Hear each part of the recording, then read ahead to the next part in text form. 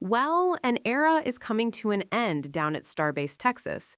SpaceX is preparing for the final flight of the Starship V2.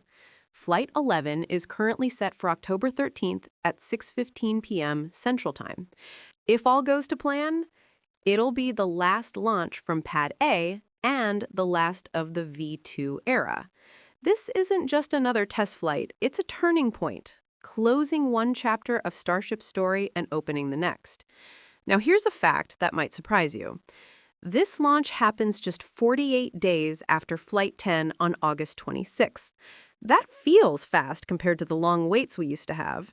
But it's not quite the record. The fastest turnaround still belongs to the gap between Flight 5 and Flight 6, just 37 days.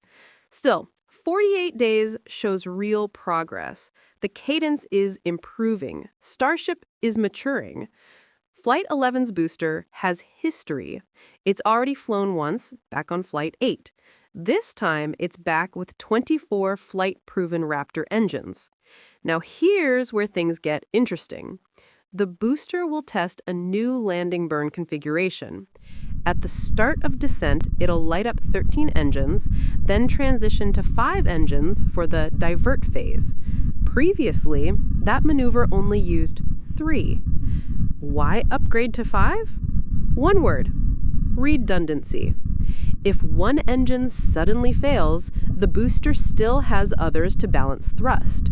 This boosts reliability, critical if you want to catch the booster in the future. Finally, the booster drops to 3 central engines, attempts a full hover over the Gulf of Mexico, then cuts off and falls into the sea. That hover isn't for show. It's practice for the fine-tuned control needed to drop a booster right into the tower arms. Now, let's shift to the Starship on top. Its goals are just as ambitious. First, Starship will deploy 8 simulated Starlink payloads. These are dummy satellites, but the separation sequence itself matters. Second, it will try an in-space engine relight, a single Raptor firing again in orbit, hugely important for future Mars and Moon missions. Third, SpaceX engineers have actually removed heatshield tiles on purpose. That means re-entry will directly stress vulnerable surfaces. Harsh, yes, but the data is priceless. And finally, Starship will attempt new guidance algorithms, banking maneuvers, low-speed subsonic control, and a splashdown in the Indian Ocean. This all simulates the profile of future starships that will glide back to Starbase for landing.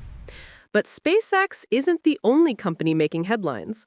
Over in Central Texas, Firefly Aerospace faced a tough week.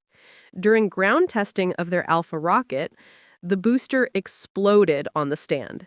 This was supposed to be the 7th Alpha flight, a return to the skies after a failed mission back in April. Now that launch is delayed. Firefly went public just last month, raising almost $900 million. They've had big wins, including their Blue Ghost lunar lander, the first fully commercial spacecraft to land on the moon earlier this year. But this explosion shows how unforgiving rocket development can be. Sources suggest the fire may have started in the engine bay, though details are still emerging. It's a reminder, even after major successes, failures are unavoidable, and each failure brings new lessons. So what's next for SpaceX? With Flight 11, Pad A will retire. Afterward, all testing shifts to Pad B, designed for the next evolution, Starship V3. V3 promises better engines, stronger thermal protection, upgraded avionics, and a system built for rapid, repeated launches. Think Falcon 9. Boosters come back, get checked, and fly again within weeks. Now imagine that, but scaled up to the most powerful rocket ever built. That's the dream. And Flight 11? It's the bridge. It's where V2 hands the baton to V3.